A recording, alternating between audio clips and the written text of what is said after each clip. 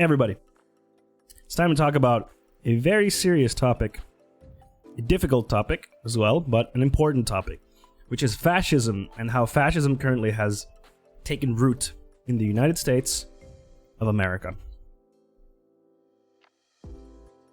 We, of course, want to have the knee-jerk reaction that, no, there's no fascism in the US. Like, no, we defeated the Nazis back in the 40s. Like, no, there's no Nazis. First of all, there are, like, literal neo-Nazis, yes.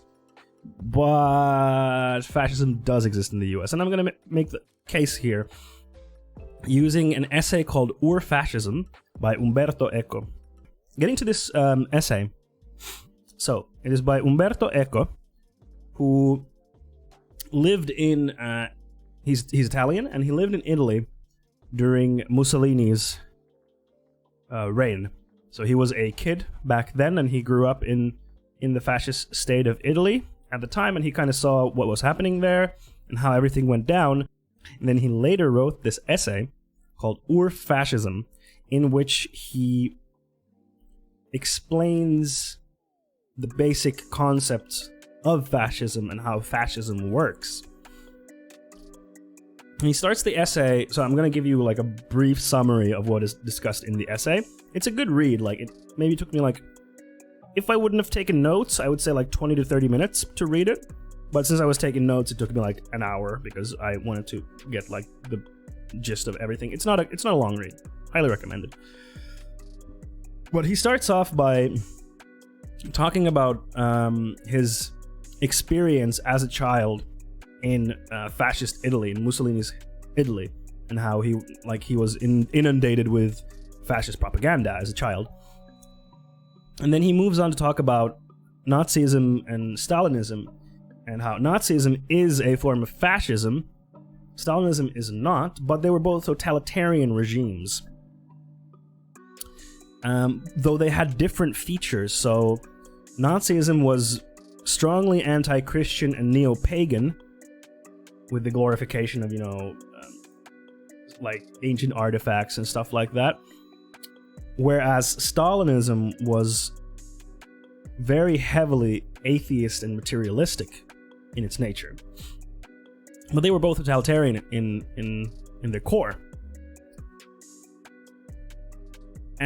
But fascism in Italy, he notes, Italy was not totalitarian, though it was fascist, due to its weaker ideology. So both Nazism and Stalinism had very clear ideologies, very strong ideological philosophies, whereas Italian fascism didn't really have that, because Mussolini at one time was like very openly against the church and very atheist, but then later on came to accept the church and said that he was a man of God, so it was kind of like, which, doesn't that kind of sound familiar? In the beginning, at least, Trump wasn't really super religious, like when he was in the 2016 campaigning stuff.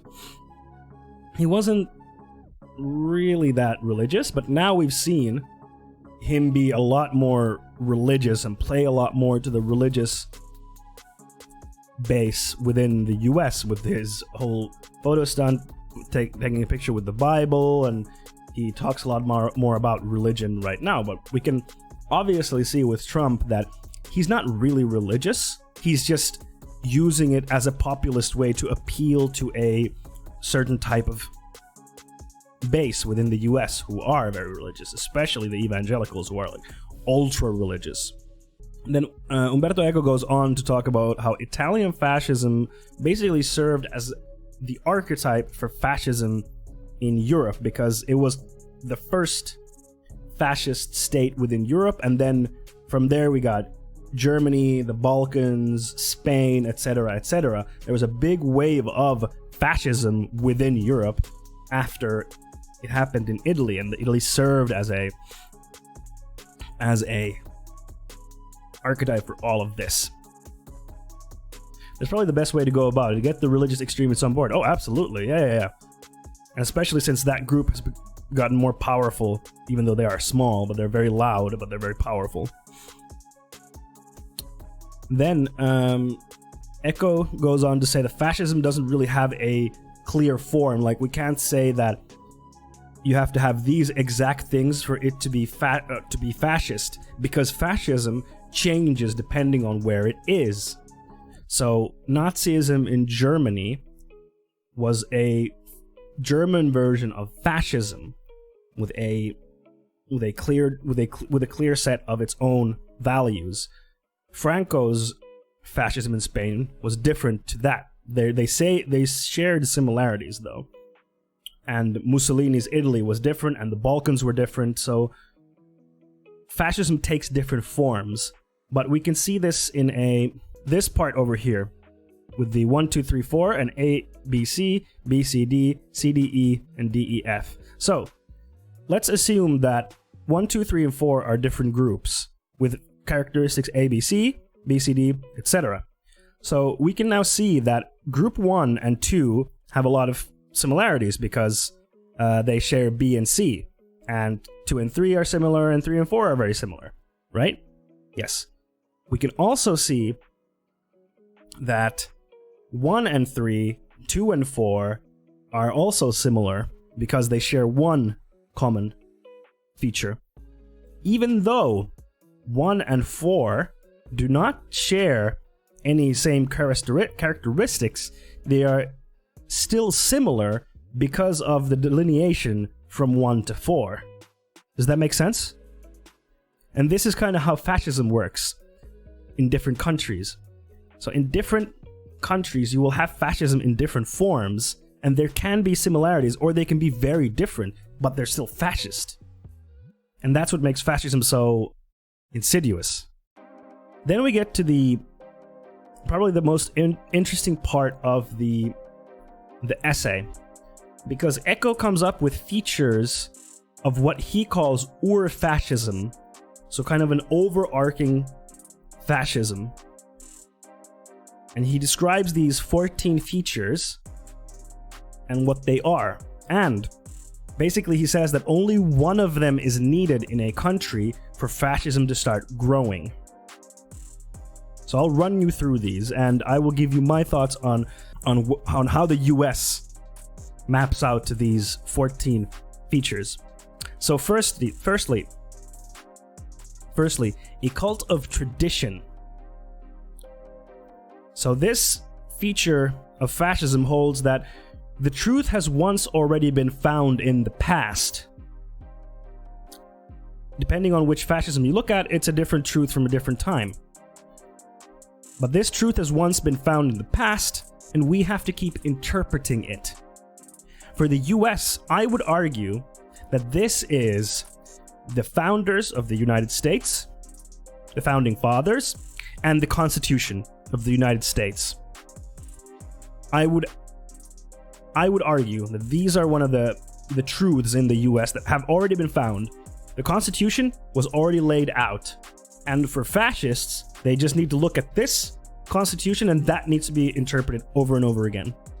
And we see this with the glorification of the founders of the US, the founding fathers.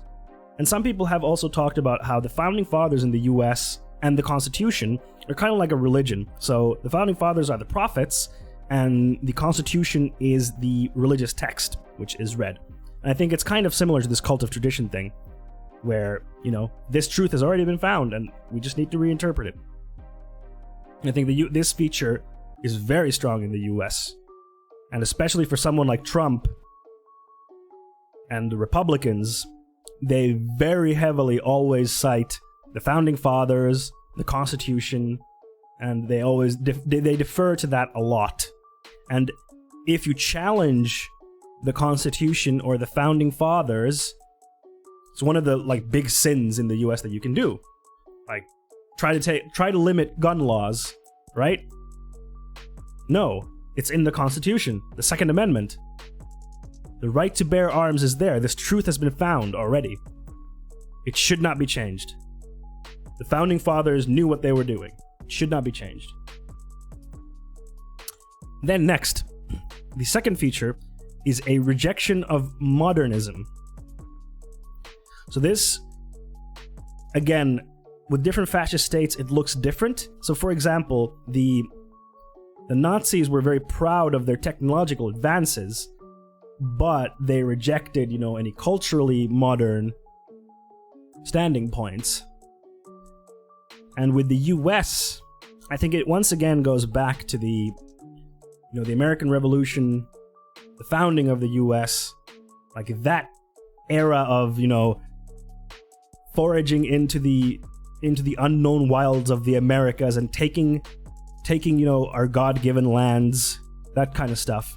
And of course, this is a phrase often memed in the left because alt-righters and especially Nazis will use the term reject modernity, embrace tradition, which has become a meme in the left.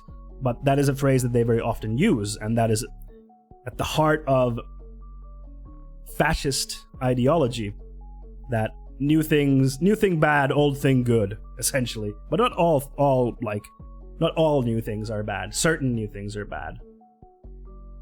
And of course, this is very often seen in Europe as a way to say, that, keeping our borders open, letting in immigrants to come in is not good because it doesn't work, quote unquote. But of course, that also ties to a different point within this, but I will go on. The third point that Eco talks about is action for action's sake.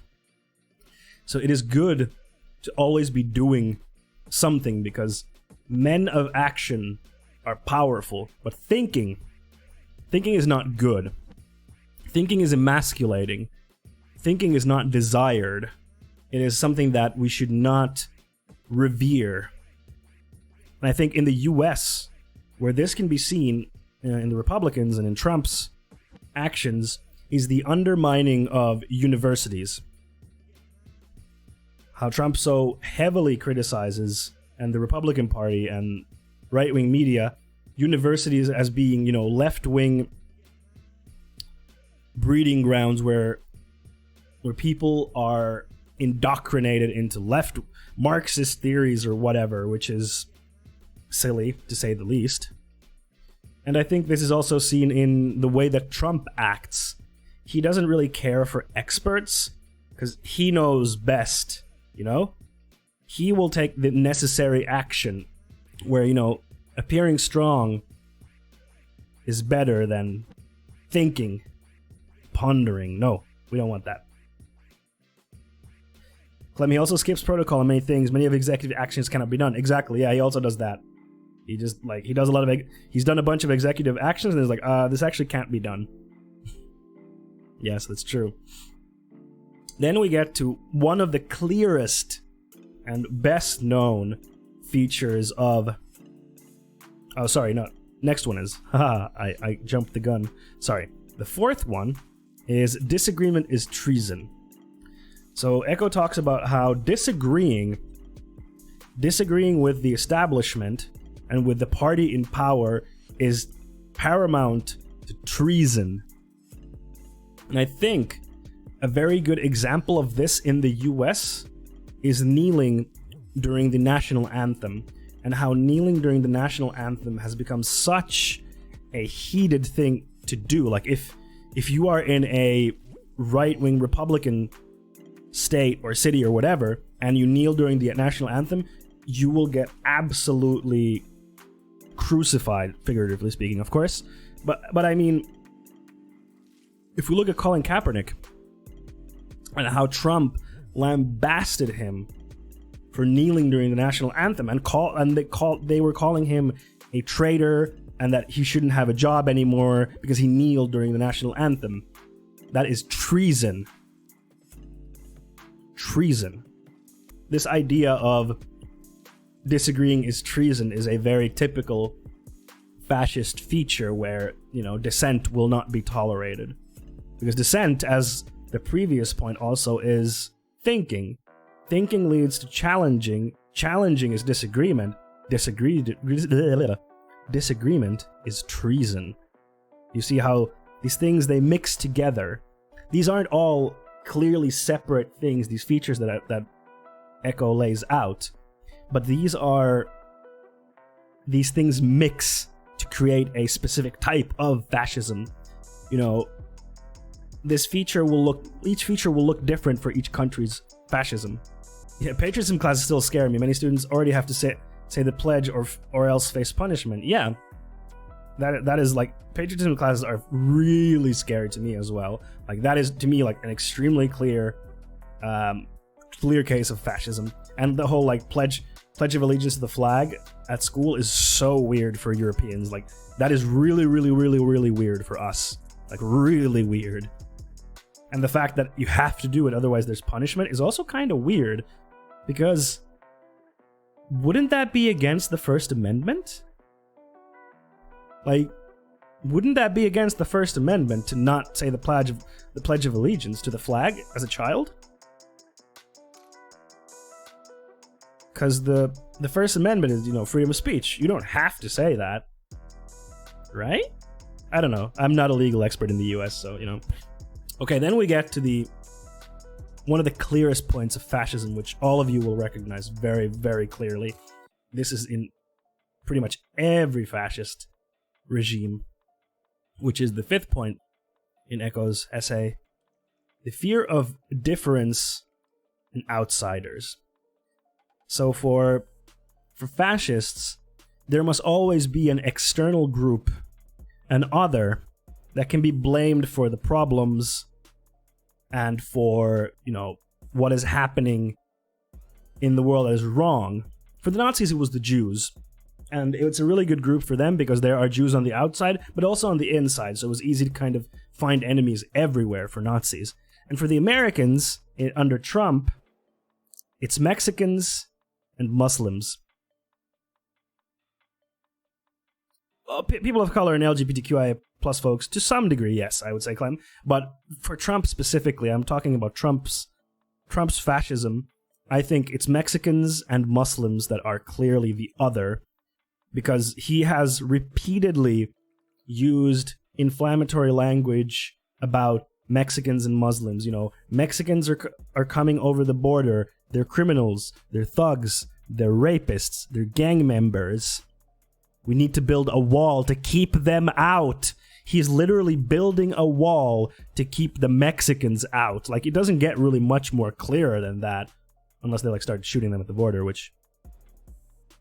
I mean, there's also concentration camps at the US border with Mexico, where people are being kept illegally, not following the proper asylum-seeking process. They're not following the asylum-seeking process, they're just throwing people in concentration camps at the border, and then they get separated from their children sometimes, and it's terrible. The conditions there are not great, so there is a clear other. With Muslims now, it is.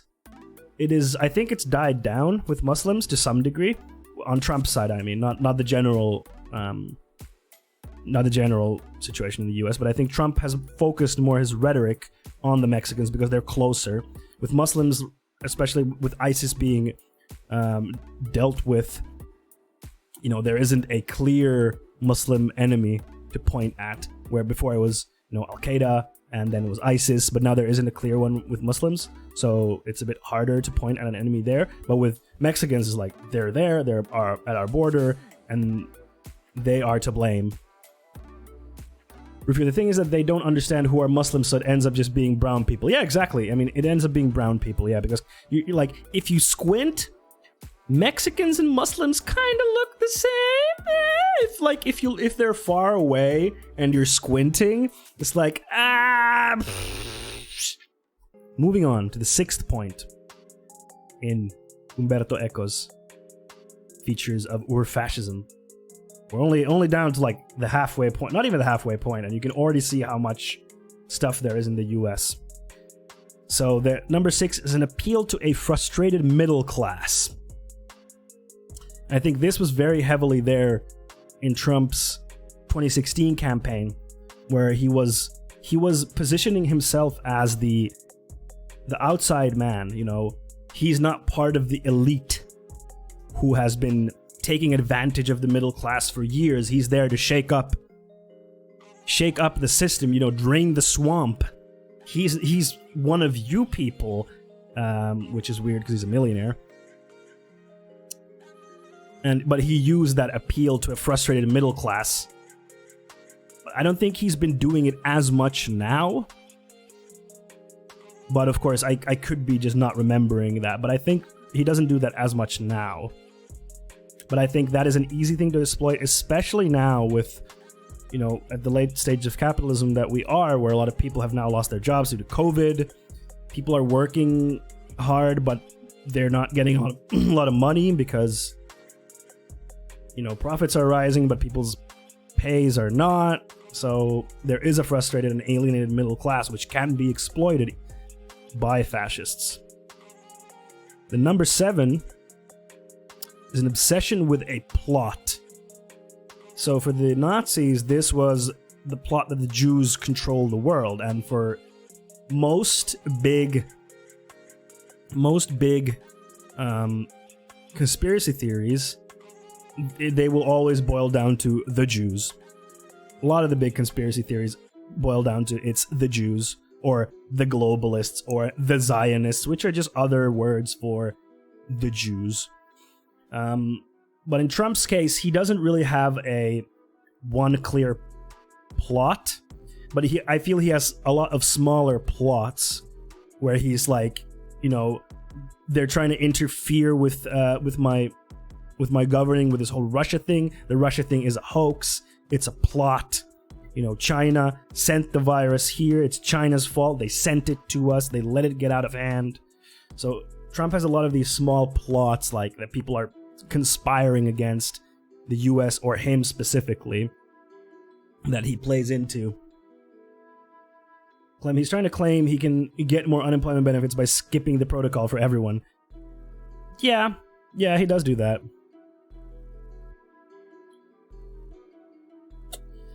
But yeah, at least for now, the US doesn't have like a grand plot which drives Trump and his party at the moment. I think there's a lot of smaller plots which he just uses to deflect stuff, but there's not one big thing like the Nazis had with the Jews, for example. Then, one of the features that you will probably be well aware of is number 8. The enemy is at the same time weak and powerful. This is a very typical fascist move where your enemy is somehow the most powerful adversary that you could possibly face, but at the same time they don't really pose a threat to you. I think this can be seen in some of Trump's rhetoric where he says, Joe Biden has no idea what he's doing. Sleepy Joe doesn't even know where he is. Sleepy Joe doesn't know what year it is. Now that he's campaigning, his point is that Joe Biden is so old that he doesn't know what the fuck he's doing. He's geriatric. He's out of it. He can't be a leader. But at the same time, he's saying the current protests and chaos that is happening, this is Joe Biden's America. If Joe Biden is in power, this will happen. If Joe Biden is in power, America will descend into chaos. So at the same time, Joe Biden is so powerful that he could descend the whole country into chaos. But at the same time, he has no idea where he is or what year it is, And the same rhetoric is also with Antifa. So Antifa is destroying cities. They are looting, pillaging. Everything is chaos because of Antifa. But if you send in the National Guard, they'll take care of it in like 30 minutes. So at the same time, Antifa has the power to destroy cities and burn them to the ground. But if you send in the National Guard, 30 minutes, they're gone. So this way, fascists will make the enemy seem extremely scary and the fascist party extremely powerful because they can take care of this problem lickety-split. Then we have number 9. Life is permanent warfare and pacifism is siding with the enemy. This one I couldn't find as clear of a feature in the US, maybe other than the military-industrial complex, but I don't know if that would be like a US fascist thing. I'm not sure. This one was one of those, like, I couldn't think of a clear, like, this thing in the US is clearly a symptom of this.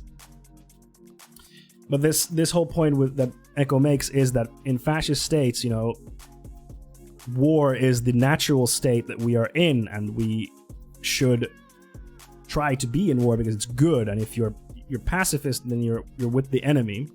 The Nazis, of course, were a great example of this. They constantly wanted to fight, and then they lost. Get wrecked. Then we have number 10, which is contempt for the weak. So, we're fascists will see themselves as powerful leaders, and everyone beneath them is weaker than them. And they need a powerful leader to lead them because they're weak, they're dumb, they don't know what they're doing. Only a strong leader can lead them because they are dumb masses that need to be corralled. And I think Trump has many times shown his contempt for people who are not able-bodied, for example. The veterans recently, where he called veterans who had lost in the wars but come back losers, or was it the veterans who had basically not died, called them losers. Like, he has oftentimes shown contempt for those below him.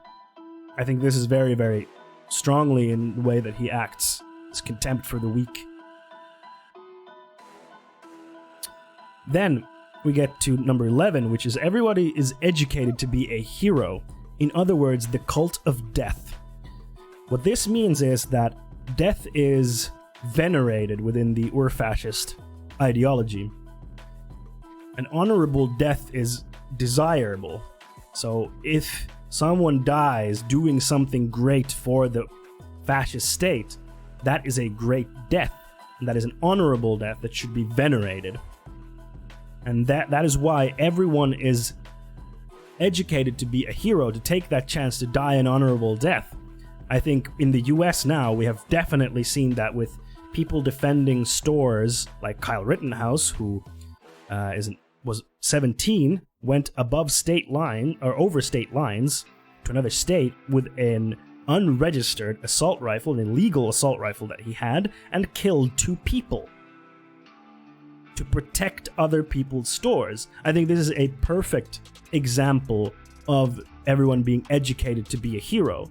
And we saw him being venerated by the right-wing media afterwards, because police are not doing what they're supposed to do, so what are people supposed to do? They're taking things into their own hands. They must defend themselves because the police won't do it because of political correctness or blah, blah, blah, blah, blah. And of course, the Boogaloo Boys are also part of this thing. Boogaloo Boys, for those of you who don't know, is a far-right militant group whose goal is to start a race war which would spark the Second Civil War, hence the name, Boogaloo Boys. Electric Boogaloo, Civil War II. I think this part of Ur-Fascism is very strong in the US. And I think that goes back to the founding of the US, where the US fought against a tyrannical government to set themselves free. And that has been venerated to such a point where look how our founding fathers took things into their own hands and became heroes, Then number 12, this is a clear one also, which is machismo. In Ur-Fascism, male strength is venerated and is considered a great thing. Femininity, not good. Any deviancy from, normal sexual activities, for example, be it homosexuality, transsexuality, all these types of things. This is where the LGBTQIA plus community comes in. So anything that deviates from the norm is considered degenerate. And with Trump, the machismo can clearly be seen in the people that he idolizes. So the people that he idolizes are some, dictators that he idolizes, like Kim Jong-un and the Saudi Arabian leader. He clearly idolizes men of power, manly men that take action, don't go by the rules necessarily,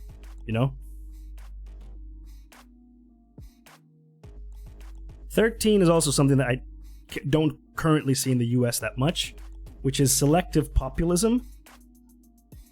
This means that the people don't actually have that much power to change things, because the leader is the interpreter of the will of the people, whatever that means. The leader can decide what is the will of the people, and they will enact the will of the people. The people themselves can't really decide things because democratic processes have been stripped away, where they can't actually make meaningful change, but the leader will do that for them, don't you worry. I think Trump has spoken a little bit of this, where he wants to, not do things by the book, and instead do things his way. And then lastly, number 14 is newspeak, or simplified speech, which means that the Ur-Fascists will create their own language to speak about things. This, I think, can be seen a little bit... This is on the alt-right or Nazi side of things, unsurprisingly. I don't think this has happened in the US that much yet. That's essentially Umberto Eco's Ur-Fascism essay. And I think, looking at all these different features, we can see several points in the US that match these things. And by that sentiment, we can say that the US is on its way to a full-on fascist state. I don't think it's full fascism yet, but very, very close. If Trump wins the 2020 election, I think that will give way to full fascism. Because Trump, similar to Mussolini, flip-flops around a lot and doesn't believe in a lot of the things that he does. But he could very easily be followed by someone who fervently believes in the things that are happening. And I think it is a precarious situation right now in the United States. Extremely precarious. And this election is extremely important. Biden is a terrible option as well, don't get me wrong. I don't think that choosing Biden will magically not make fascism happen. Like, these things won't disappear because Trump is not there. But Biden election at least will buy some time, at the very least.